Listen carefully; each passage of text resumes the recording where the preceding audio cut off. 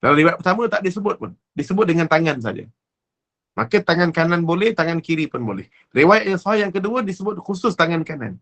Jadi, tangan kanan itu lebih dekat dengan sunnah. Sebab tangan kanan itu disebut oleh Nabi. Jelas. Tapi dalam hadis sebelumnya, dia tak sebut pun. Disebut dengan tangan saja. Maksudnya tak tahu kanan ke kiri. Sudah disebut dengan tanganmu. Kat sini, umum. Kanan boleh, kiri boleh. Tapi dalam hadis yang lain disebut tangan kanan. Jadinya, kesimpulannya, kita melihat bahawa dalil pertama menggunakan tangan disebut umum. Tak sebut kanan atau kiri. Di dalam hadis tersebut Rasulullah menyebut jari-jari kamu sahaja. Dengan tanpa mengkhususkan jari tangan kanan dan tangan kiri. Begitulah dalam fatwa Yas'alunak. Dalam fatwa Yas'alunak mengatakan bahawa boleh.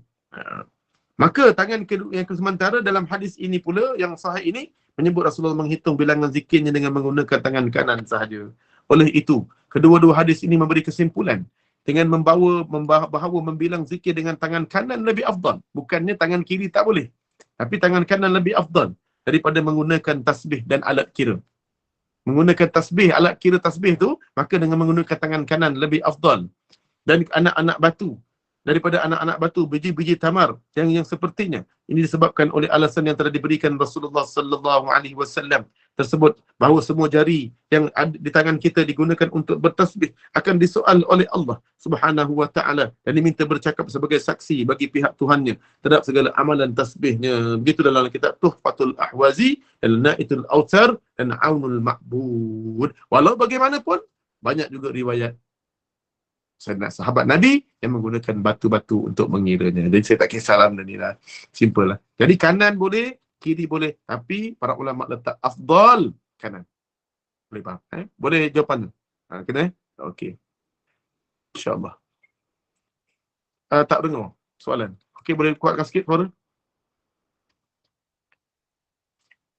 Saya nampak ada yang nak bertanya tadi.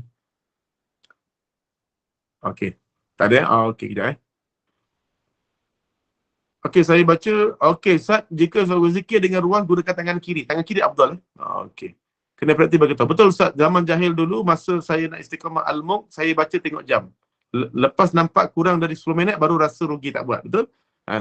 Al-Mulk kalau saya baca sendiri, saya baca dalam keadaan 4 minit. 4 minit. Kalau dia ramai-ramai dah 5 minit setengah. Yang saya baca tu 5 minit setengah. Assalamualaikum Ustaz. Kak Asma Abdul Majid. Alhamdulillah. Okey. Buat istighfar. Mak Jah Halijah. Assalamualaikum. Waalaikumsalam warahmatullahi. Kak Manira, Ustaz, kalau istighfar 70 kali, yang lebih panjang tu boleh ke lebih lagi pahala? Ya betul. Betul. Lebih pahalanya lah. Atau sama je dengan istighfar? Tak. Tentulah yang panjang lebih pahalanya. Rasulullah istighfar yang panjang tu, wallahu a'lam. Sebab Rasulullah tadi kan, kalau dalam solat, Rasulullah cuma pendek je. Astaghfirullah, astaghfirullah, astaghfirullah. Sebab dalam tadi tu, tiga-tiga tadi tu, astaghfirullah, astaghfirullah wa atubu ilaih, astaghfirullah al-azim alladzi la ilaha illa huwal hayyul qayyum wa atubu ilaih. Ini semua adalah hadis Nabi. Maksudnya tiga-tiga ni afdal. Dengan jari lebih fokus ataupun berbanding guna alatan. Wallahu a'lam. Saya tak pernah mengatakan alatan tak baik sebagainya sebab alatan juga dilakukan oleh Abu Hurairah radhiyallahu anhu. Okey, yang mengatakan bersoal. Ustaz. Ya, betul. Kalau yang orang baca istighfar tu Allah antar Rabbi itu kan Ustaz, Itu umum. Itu zikir umum. Itu zikir umum. Dalam hadis sebut la astaghfirullah wa atubu ilaih. Dia mesti sebut la astaghfirullah dia. Dia cakap apa ni? Dia khusus.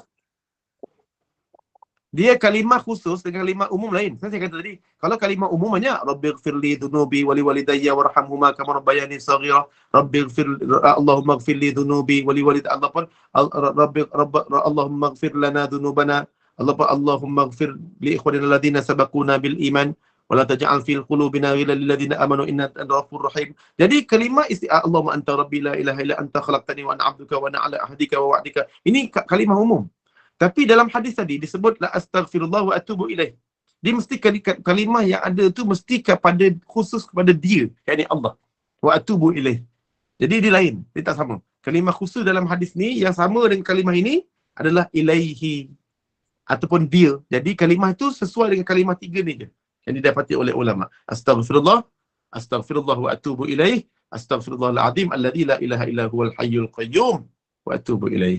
Ini saja. Kalimah yang lain tu dia ada lain. Macam penghulu istighfar, barang siapa yang baca 3 kali pada waktu pagi, 3 kali petang. Kan? Itu lain khusus. Itu pun dia punya fadilah besar. Fadilah besar. Saya pun amalkan. InsyaAllah. Alhamdulillah. Ustaz, kalau yang kita baca la ilaha illa anta subhanaka inni kuntu minaz zalimin ataupun rabbana zalamna anfusana, itu kan berbentuk taubat juga Ustaz tu. Macam mana cara kita membaca, kat mana kita baca yang sesuai ni Ustaz? Okey. Saya cuma sebut tadi hadis yang saya baca permulaan tadi adalah 70 kali dan 100 kali tu. Hadis tu adalah kalimah yang khusus pada dia, cuma astaghfirullah, astaghfirullahal azim, astaghfirullah wa atubu ilaih, dan astaghfirullahal azim alladzi la ilaha illa huwal hayyul qayyum wa atubu ilaih. Jadi kalau kalimah yang lain, kalimah taubat yang lain, bolehlah dibaca, tapi tak dikhususkan tadi 70 kali ni. Yang kalimah yang khusus 70 kali ni kalimah ni. Contoh kalimah subhanallah lepas solat, subhanallah 33. Kalau subhanallah wa bihamdi dah lain dah. Itu dalam hadis lain, bacaannya lah cara lain. Boleh faham tak? Kaedah bacaannya lah lain. Cuma kalau kalimah yang la ilaha illa anta subhanaka inni kuntu minaz zalimin, itu dalam bab lain. Itu dalam bacaan mungkin jumlah dia dalam bab yang lain. Contohnya Allahumma anta rabbi tadi. Itu kan hadisnya tadi kan, bacaan siapa yang baca 3 kali pada waktu pagi. Kan? Dan barang siapa yang baca waktu petang 3 kali. Kan hadisnya lain dah. Dia dah menunjukkan bahawa riwayat tu dah lain. Menunjukkan bahawa dia punya fadilat dia di tempat lain. Contohnya gitulah. Makan roti canai bagus tak? Bagus. Tapi sesuainya pada waktu pagi. Kalau kat Malaysia lah. Okey, Allahu'alam. Allahu'alam. Cuma kalimah yang 70 kali ini, dia astaghfirullah, astaghfirullah atubu ilaih, dan astaghfirullah azim alladzi la ilaha illa huwal hayyul qayyum wa atubu ilaih. Saja itu. Ya Ustaz, kalau macam yang kita baca ya ghafar, ya tawab, ya afu, ya ghafar, ya tawab tu sebab Ustaz, dalam hadis tadi disebut inni la astaghfirullah, sesungguhnya aku beristighfar dengan kalimah istighfar. Disebut perkataan istighfar, wazan fa'il tu istighfar. Ya ghafur, ya ghafar tu dalam bab lain. Kalau kita nak baca yang nama Allah tu, itu dalam bab Asmaul Husna. Dia menyebut nama Allah. Ya Ghaffar, Ya Ghaffar, Ya Ghaffar tu dalam bab lain. Dia ada riwayat dia lain. Dalam bab Asmaul Husna. Menyebut nama tu. Ya Wahhab, Ya Wahhab, Ya Wahhab. Contoh, Ya Ghaffar, Ya Ghaffar, Ya Ghaffar. Tapi kali ini adalah bab li'astaghfiru. Perkataan istaghfara tu. Dia mesti. Maksudnya macam contohnya, barang siapa yang dalam hadis rawahul Muslim. Hadis rawahul Muslim. Barang siapa? Barang siapa yang berzikir. Barang siapa yang berzikir, iaitu ketika dalam hadis rawahul Muslim, barang siapa dikatakan Rasulullah izan sarafa min salatihi istaghfarallah. Barang apabila Nabi selesai dari solat, Nabi istaghfarallah. Nabi menyebut istaghfarallah. Tapi masa ni tak bolehlah ya Ghafur, Ya Ghafur, Ya Ghafur. Ya Ghaffar, Ya Ghaffar, Ya Ghaffar. Rabbighfirli warhamni wajburni. Tak boleh. Kalimah dia memang khusus astaghfirullah, astaghfirullah, astaghfirullah lepas solat. Sebab kalimah tu waktu tu Nabi baca astaghfirullah. Jadi kita kena baca astaghfirullah. Kerana Ya Ghafur, Allah maghfir itu boleh, tapi bukan waktu tu. Okey. Faham Ustaz, faham Ustaz. Terima kasih Ustaz. Betul. Dia kena setiap zikir ni, dia yang 70 kali dengan 100 kali tu, itu astaghfirullah punya kalimah. Dia boleh pilih yang panjang, astaghfirullah wa atubu ilaih, dan astaghfirullahal azim alladzi la ilaha illa huwal qayyum wa atubu ilaih. Tapi kalimah-kalimah yang lain, Ya Ghafar, ataupun kita baca zikir apa lagi, banyaklah zikir istighfar banyak. Antaranya Allahumma innaka afuwun tuhibbul afwa fa'fu anni. Ini kalimah pengampunan. Tapi ini di malam Lailatul Qadar. Dia baca, dia berulang-ulang, dia baca dalam beberapa kali ulangan. Tapi kalimah ini umum. Dia tidak khusus pada hadis tadi. Macam mana hebat pun kalimah penghulu istighfar, kita tak boleh baca waktu lepas solat. Lepas solat kita baca Allahumma anta rabbi, lepas solat Assalamualaikum warahmatullahi. Allahumma anta rabbi la ilaha illa anta khalaqtan. Tak boleh. Sedap juga kita baca astaghfirullah, astaghfirullah, astaghfirullah. Sebab Nabi baca kalimah tu. Nabi baca kalimah itu. Wallahu a'lam bissawab. Jadi moga-moga kita dapat berzikir dengan kalimah itu, insya-Allah. Sebab kita berada dalam Ramadan, moga-moga dalam satu hadis yang sahih, Nabi kata celakalah. Malaikat kata Nabi mengaminkan doa malaikat, 3 doa malaikat, tapi antaranya melalui Ramadan, tapi dia masih lagi tidak diampunkan dosanya. Jadi ini orang begini Nabi aminkan. Celakalah orang begitu. Jadi moga-moga Ramadan ini berlalu, moga-moga kita juga diampunkan dosa kita setelah berlalunya Ramadan pada tahun ini. Sebab kalau boleh kita dapat mengalirkan air mata kita ni. dalam setiap kali kita Ramadan ini. Jadi kena ingat jadi sebab kadang-kadang kita ni banyak dosa, bukan kadang-kadang, saya lah lagi banyak dosa daripada orang lain. Jadi moga-moga kita diampunkan dosa. InsyaAllah, wallahu a'lam. Okey. Uish, lama 10.40. Saya tak rasa dia jam. Okey. InsyaAllah. Okey, insyaAllah. Kita kalau kelas memang mati semua, tak ada. InsyaAllah. Kita punya kelas memang dah tak ada kan. Kita ini paling last. Ini last sebelum Ramadan. Al-Muq Ustaz. Al-Muq insyaAllah. Al-Muq insyaAllah. Kita baca Al-Muq. Kita buat selepas ni nanti insyaAllah. Kita Ustaz, dengar tak Ustaz? dengar. Dengar. Ni Mak Jah nak tanya. Boleh. Kalau kita nak qada sembahyang, boleh kita buat bukan waktu sembahyang? Boleh? Memang boleh lah. Bukan waktu sembahyang maksudnya apa? Waktu qada solat apa pun boleh. Waktu haram pun boleh solat. Tu masuk sembahyang tak masuk lagi, kita buat dulu qada tu, boleh? Boleh tak masalah, boleh. Tapi afdal kita dulukan solat kita dulu. Solat kita dulu. Solat maksudnya kita kena afdalkan solat yang tengah berada dalam tu lah. Maksudnya kena awalkan solat. Kena awalkan solat. Ini masuk mayat. Bukan waktu sembahyang tu, yelah ni sebelum waktu sembahyang kita buat dulu, tak boleh? Boleh. Maksudnya nak qada zuhur pada waktu asar. Nak qada asar pada waktu zuhur. Boleh tak masalah. Kalau kita nak lama-lama dulu kan. Lama-lama dulu. Mak Jah ni sebelum waktu sembahyang tu, sebelum waktu sembahyang. Qada. Waktu sembahyang apa qada? Memang bukan waktu sembahyang. Boleh lah. Boleh lah. Nama pun qada. Kalau dalam waktu sembahyang tu bukan qada lah namanya. Jadi boleh, tak ada masalah. Kita qada ni mana-mana boleh. Waktu duha boleh, waktu lepas subuh boleh, sebelum subuh boleh, sebelum azan boleh, semua boleh. Yang penting dia tak ada waktu haram. Tengah hari tepat matahari tegak pun dia boleh qada. Waktu solat qada ni tidak ditetapkan. Tetapkan. Maksudnya bila-bila. Dalam waktu sembahyang pun boleh juga buat kan Ustaz? Boleh. Tapi kita buatlah sembahyang kita dulu. Lepas tu bangun qada pula. Okay. InsyaAllah. Terima kasih Ustaz. Okey, insyaAllah. Assalamualaikum warahmatullahi wabarakatuh. Saya nak tanya ni Ustaz, sebab ada jugalah saya dengar kan, walaupun kita datang period, kita boleh baca surah Al-Muq sebab kita hari-hari baca. Boleh ke tu Ustaz? Kita tengok tafsir. Kalau kita tak hafal lah, kalau kita hafal tu memang boleh baca lah setiap hari kan? Kalau macam tu, kalau kita baca Al-Kahfi setiap Jumaat, kita kena boleh baca surah Kahfi pula. Macam-macam pula nanti jadi. Kan? Kalau kita benda baca surah, memang kalau setiap malam kita baca Al-Baqarah, setiap malam kita bangun malam untuk baca Quran, maka kita boleh baca Quran setiap malam. Dalil ni pun kadang-kadang berat juga ni. Saya ada tu Puan, kalau saya punya pandangan tadi tu. Kalau kita setiap malam memang baca Quran. Setiap malam kita bangun Quran. Setiap malam kita memang baca Quran. Setiap malam kita akan bangun baca satu juzuk. Jadi satu zikir kan. Setiap malam sebelum subuh je kita akan baca satu juzuk. Ataupun adakah kita waktu saat kita uzur pun kita baca? Tak kan? Sebenarnya adalah lebih baik sebagai ulama meninggalkan. Sebab meninggalkan juga adalah atas arahan uzur mendapat pahala. Sebab itu adalah merupakan ibadat. Tak baca Quran pada malam itu, tak baca Al-Muq merupakan ibadat kepada Allah. Merupakan ibadat kepada Allah. Sebagai ulama kata dia boleh tu. Tapi sebagai ulama meletakkan afdal kita tinggalkan. Sebab meninggalkan juga dapat pahala. Sebab meninggalkan itu atas arahan ataupun keuzuran yang telah Allah berikan pada kita. Macam meninggalkan solat waktu Ramadan, waktu kita uzur, memang Allah suruh tinggalkan. Terus tinggalkan. Kalau tengok Ustaz Mak Isa Draman pun dia suruh tinggal, jangan baca. Sebab Aisyah tak baca Quran. Maka Nabi tegur Aisyah jangan baca Quran. Sedangkan Aisyah ni ahli Al-Quran. Memang dia hari-hari baca Quran. Adakah dengan hari-hari baca Quran, maka dia akan boleh menyebabkan dia baca Quran? Tak. Dia tak boleh baca Quran juga. Tak boleh. Wallahualam. Kecuali hafazan. Kecuali apa Ustaz? Apa? Kecuali apa Ustaz cakap tadi? Kecuali orang yang menuntut ilmu. Okey. Dan tu satu. Kalau lah kata memang istiqamah mengikuti kuliah Aisyah kan, sampai ketika uzur pun macam jemaah dengan ustaz baca Al-Muq memadai kan kalau kita sekadar umat kami tak mengeluarkan suara sebab macam dia dah terikut di dalam hati, tak apa. kalau waktu hadas boleh saya kan?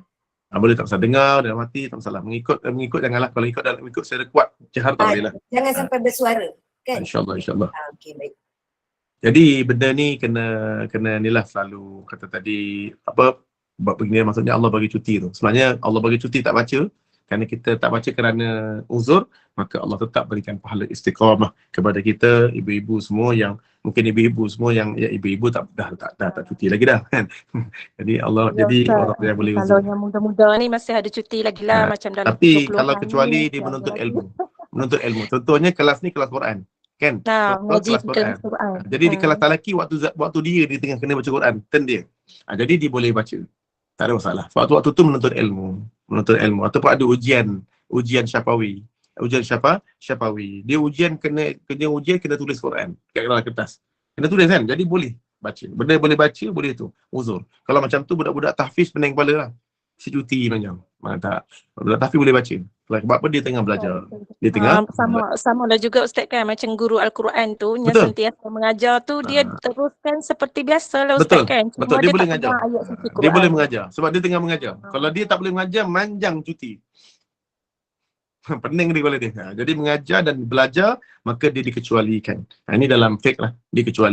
Dikecualikan. Sebab dia waktu tu dia bukan niat ibadat. Niat mengajar dan niat belajar. Jadi begitu juga yang ulama kata niat zikir tu. Tapi yang niat zikir ni kalaulah dia boleh meninggalkan, maka itu lebih baik. Wallah. Tapi kalau nak baca juga pakai pandangan tadi tu, maka dia juga dibenarkan juga baca Al-Mulk sebagai zikir. Tapi saya dengar daripada Ustaz Mak Isa Deraman, maka meninggalkan itu lebih afdal dan dapat pahala. Allah bagi cuti, tak baca dapat pahala. Tak baca, tak baik tengok TV. Baik tengok TV. Allah Allah. InsyaAllah. Okey, insyaAllah kita baca Al-Mulk. Kita selangi dengan selawat tafrijiyah insyaAllah. Sebelum kita sahabat-sahabat kita nak buka Al-Mulk. Allahumma salli salatan kamilatan wa sallim salaman tamman ala sayyidina Muhammadin alladhi تنحل به العقد وتنفرج به الكرب وتقضى به الحوائج وتنال به الرغائب وحسن الخواتيم ويستسقى الغمام بوجهه الكريم وعلى آله وصحبه في كل لمحة ونفس بعدد كل معلوم لك اللهم صل وسلم وبارك عليه وعلى آله. أعوذ بالله من الشيطان الرجيم. بسم الله الرحمن الرحيم. تبارك الذي بيده الملك وهو على كل شيء قدير. الذي خلق الموت والحياة ليبلوكم أيكم أحسن عملا وهو العزيز الغفور. الذي خلق 7 سماوات طباقا ما ترى في خلق الرحمن من تفاوت فارجع البصر هل ترى من فطور ثم ارجع البصر كرتين ينقلب إليك البصر خاسئا وهو حسير. ولقد زينا السماء الدنيا بمصابيح وجعلناها رجوما للشياطين وأعتدنا لهم عذاب السعير. وللذين كفروا بربهم عذاب جهنم وبئس المصير. إذا ألقوا فيها سمعوا لها شهيقا وهي تفور تكاد تميز من الغيظ كلما ألقي فيها فوج سألهم خزنتها ألم يأتكم نذير قالوا بلى قد جاءنا نذير فكذبنا وقلنا ما نزل الله من شيء إن أنتم إلا في ضلال كبير. وقالوا لو كنا نسمع أو نعقل ما كنا في أصحاب السعير فاعترفوا بذنبهم فسحقا لأصحاب السعير إن الذين يخشون ربهم بالغيب لهم مغفرة وأجر كبير وأسروا قولكم أو اجهروا به إنه عليم بذات الصدور ألا يعلم من خلق وهو اللطيف الخبير هو الذي جعل لكم الأرض ذلولا فامشوا في مناكبها وكلوا من رزقه وإليه النشور أأمنتم من في السماء أن يخسف بكم الأرض فإذا هي تمور أم أمنتم من في السماء أن يرسل عليكم حاصبا فستعلمون كيف نذير ولقد كذب الذين من قبلهم فكيف كان نكير أولم يروا إلى الطير فوقهم صافات ويقبض ما يمسكهن إلا الرحمن إنه بكل شيء بصير أمن هذا الذي هو جند لكم ينصركم من دون الرحمن إن الكافرون إلا في غرور أمن هذا الذي يرزقكم إن أمسك رزقه بل لجوا في عتو ونفور أفمن يمشي مكبا على وجهه أهدى أمن يمشي سويا على صراط مستقيم قل هو الذي أنشأكم وجعل لكم السمع والأبصار والأفئدة قليلا ما تشكرون قل هو الذي ذرأكم في الأرض وإليه تحشرون ويقولون متى هذا الوعد إن كنتم صادقين قل إنما العلم عند الله وإنما أنا نذير مبين فلما رأوه زلفة سيئت وجوه الذين كفروا وقيل هذا الذي كنتم به تدعون قل أرأيتم إن أهلكني الله ومن معي أو رحمنا فمن يجير الكافرين من عذاب أليم قل هو الرحمن آمنا به وعليه توكلنا فستعلمون من هو في ضلال مبين قل أرأيتم إن أصبح ماؤكم غورا فمن يأتيكم بماء معين الله رب العالمين صدق الله العظيم اللهم ارحمنا بالقرآن Ya Allah, Engkau rahmatilah kami, Ya Allah, dengan Al-Quran yang kami baca ini, Ya Allah. Waj'alhu lana imaman wa nuran wa hudan wa rahmatan wa shifaan. Jadi kalau Al-Quran yang kami baca ini sebagai imam ikutan kami, sebagai cahaya menerangi kami, Ya Allah, sebagai hidayah petunjuk kami, sebagai rahmat kasih sayang-Mu kepada kami, sebagai syifa dan penawar bagi penyakit-penyakit yang kami hadapi, wahai Allah. Allahumma dzakirna minhu ma nusina. Ya Allah, di saat mana kami dilupakan, Ya Allah, dilekakan, Ya Allah, Engkau selalu ingatkan kami untuk kami senantiasa dapat mendampingi dan menghayati dan juga membaca Al-Quran, Ya Allah.